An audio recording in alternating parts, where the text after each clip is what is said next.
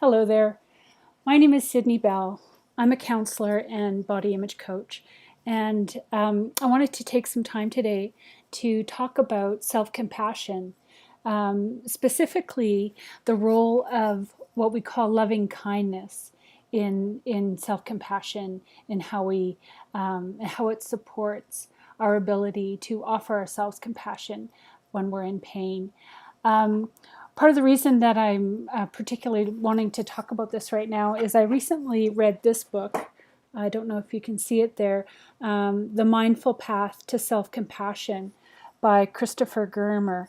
And it's a wonderful book, an amazing resource. Highly recommend it. And since I finished reading it a couple weeks ago, I have felt a real shift in my ability to offer myself compassion when I'm feeling pain. And I think why this is that this book and just, I guess, maybe my state of mind when I was reading it allowed me to come to a deeper understanding about the distinction between what's referred to as loving kindness and self compassion. I had read about loving kindness previously.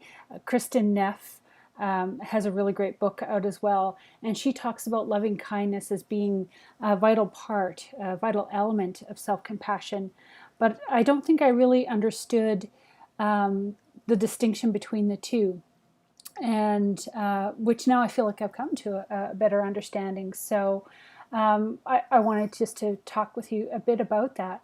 How I've come to see it is that self compassion is when we uh, really notice when we're feeling pain, when we're in emotional pain. And not only do we notice it, we respond to it. We respond to our own pain with kindness. And loving kindness is very similar, but it's actually distinctly different in that loving kindness is a more generalized good feeling towards ourselves. I think of it as loving kindness is a practice that helps us build general goodwill towards ourselves, not just when we're in pain, but a friendly feeling towards ourselves. That is something that we're sort of cultivating on a day to day, moment to moment basis. And when I started to understand that distinction, I've been amazed at the difference that it has made in my life. To know that not only do I hope to respond to my pain with compassion, but that I generally wish myself well. Um, it's made a big difference. I feel more at home with myself. I feel calmer. I feel safer. And what I've noticed when I do have pain arise, emotional pain, that with the practices of loving kindness that I've been doing, it's actually an easier transition to move into offering myself compassion when I'm coming from a place of generally wishing myself well. Um, so it's an interesting shift, and I think it's something that people can find really helpful. Um, so how do we do it? There are many ways and many books and resources that you might look into to think about how you might start practicing loving kindness.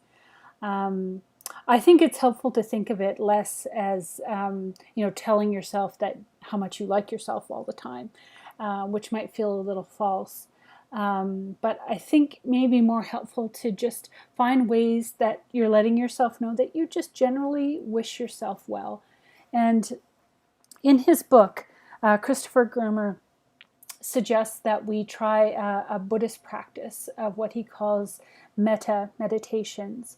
And you've probably heard these phrases before.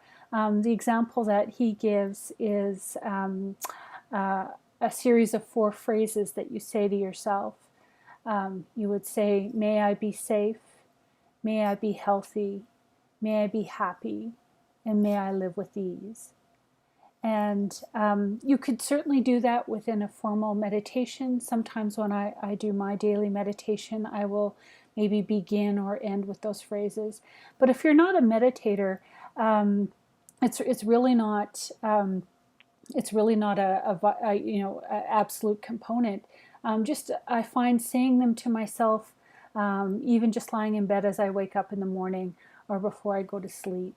I often repeat these phrases to myself when I'm on walks with my dogs, and I am actually quite surprised at how intentional practices of loving kindness um, really build a foundation for a positive relationship with yourself, and really make it easier to shift into self-compassion when we're in pain. So I hope you found this interesting and helpful. Again, my name is Sydney Bell, and I'm a counselor and body image coach. And if you would like more information on the programs and the services that I offer, check out my website, www.sydneybell.ca. I'll make sure the website is listed below. Please sign up for my newsletter. I'll also have that information below. And I wish you well. May you be safe, and may you be healthy, and may you treat yourself with loving kindness. Thanks for watching.